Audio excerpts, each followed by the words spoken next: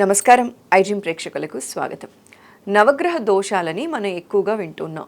అయితే ఈ దోష నివారణ కోసం చాలామంది లక్షల్లో వేలల్లో పరిహారాల కోసం పోగొట్టుకుంటూ ఉన్నారు. అవి ఏవి కాకుండా లలిత సహస్రనామంలోని కొన్ని నామాలు చేసుకోవటం వల్ల గ్రహ బాధల నుంచి మనం బయటపడవచ్చు. వాటి గురించి ఇవాళ మనం పూర్తిగా మాట్లాడదాం.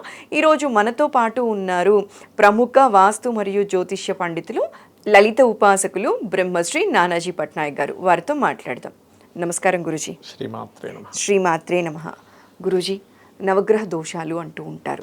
అయితే ఒక్కో గ్రహానికి లలిత సహస్రనామంలోని ఒక్కొక్క నామం చదువుకోవటం వల్ల ఆ గ్రహం శాంతించి మంచి చేస్తుంది అని పెద్దలు అంటూ ఉంటారు గురుజీ. అయితే దాని గురించి ఏ నామం చేసుకోవటం వల్ల ఏ గ్రహ బాధ నుంచి మనం బయటపడచ్చు అని 9 గ్రహాలు శాంతించడానికి విడివిడిగా అందరికీ అర్థమయ్యేలాగా చెప్తారు గురుజీ పూర్తిగా.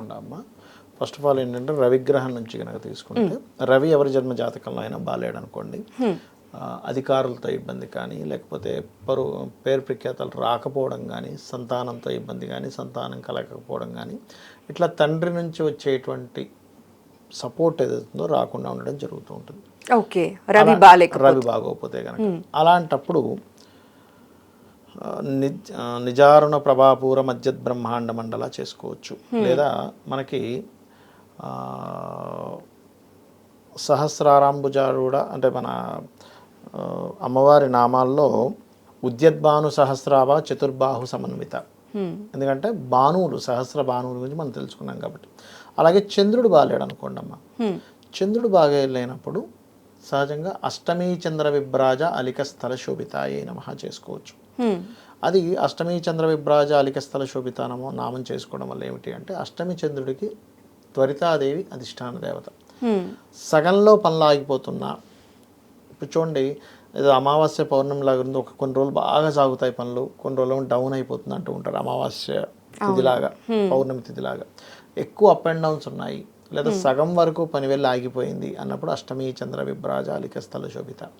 ఈ చంద్రుడు పాడైతే సహజంగా మనిషి నిందలు ఎక్కువ పడుతూ ఉంటాడు, మానసిక ప్రశాంతత ఉండదు.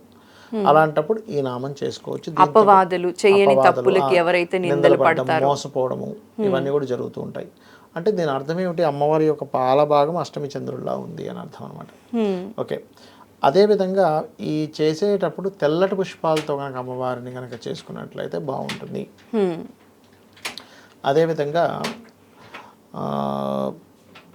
కుజుడి యొక్క స్థితి సరిగ్గా లేదనుకోండి, లలితా సహస్రనామాలు అన్ని నామాలు చేస్తూ ఎర్రటి పుష్పాలతో చేసినా కూడా కుజస్థితి అనేటువంటిది బాగుంటుంది. ఓకే, కుజుడు బాగుండాలంటే లలిత సహస్రనామం మొత్తం చదువుకుంటూ ఎర్రటి పూలతో అమ్మవారికి పుష్పాలతో చేసుకుంటే కూడా సరిపోతుంది. అట్లాగే సహజంగా కుజుడు గనక బాగోలేడు అనుకోండి ఎవరికైనా, వాళ్ళకి ధైర్యం తగ్గిపోతుందమ్మా. అంటే కుజుడు బ్రేవ్నెస్కి కారకుడు అనమాట. ధైర్యం తగ్గిపోయి అమ్మో నేను ఈ పని నేను చేయగలను లేదు అనేటువంటి భావన కలుగుతూ ఉంటుంది. కాబట్టి ఆ ఎర్రటి పుష్పాలతో ఎప్పుడైతే పూజిస్తామో దాని యొక్క ప్రభావం అనేటువంటి తగ్గుతుంది. కొంతమందికి బుధగ్రహం బాగోదు, బుధగ్రహం గనక పాడైంది, మనకు అన్ని గ్రహాల కంటే బుధుడు చాలా ముఖ్యమైన గ్రహం అమ్మ. చాలా మంది శని గురించి మాట్లాడుతూ ఉంటాము, బుధుడు చాలా గ్రహం. ఎందుకు అంటే చెప్తా చూడండి. ఇప్పుడు మీకు ఎప్పుడైనా గొడవ దేని వల్ల వస్తుంది? మాట వల్ల. అవును, ఒక్క మాట తప్పు మాట్లాడడం గొడవ వచ్చేస్తుంది, హ్యార్ష్గా మాట్లాడడం గొడవ వస్తుంది. తెలివిగా నిర్ణయం తీసుకోలేదు, నష్టపోతారు.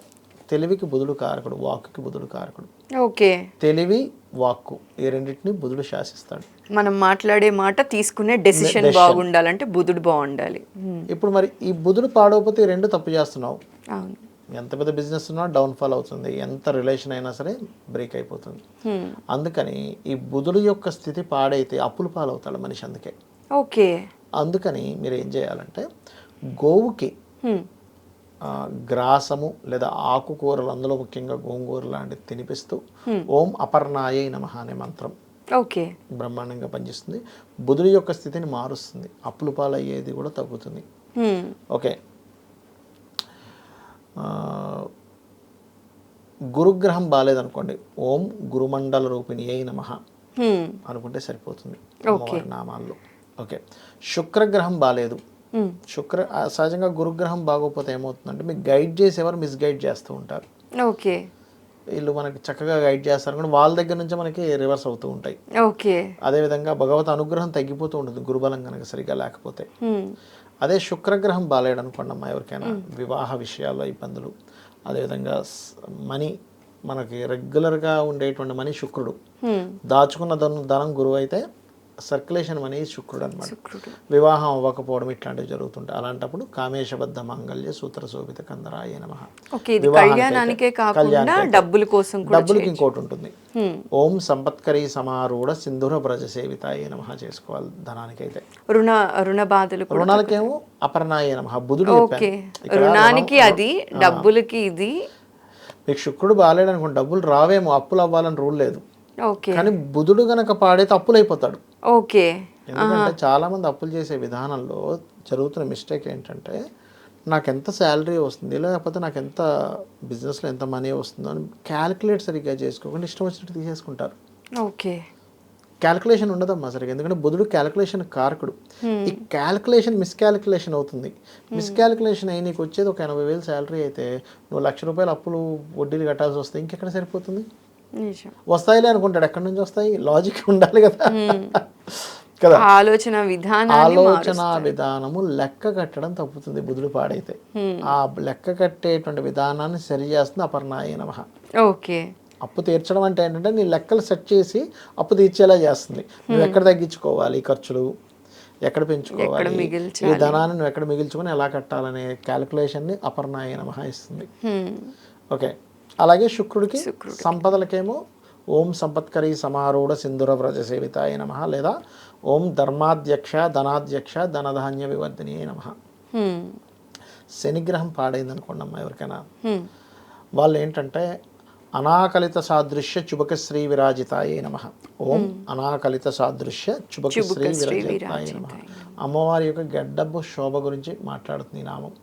అమ్మవారి గడ్డం ఎంత శోభగా ఉందంటే అసలు దాన్ని వర్ణించలేమట, దేంతోని పోలిక చూడలేమట.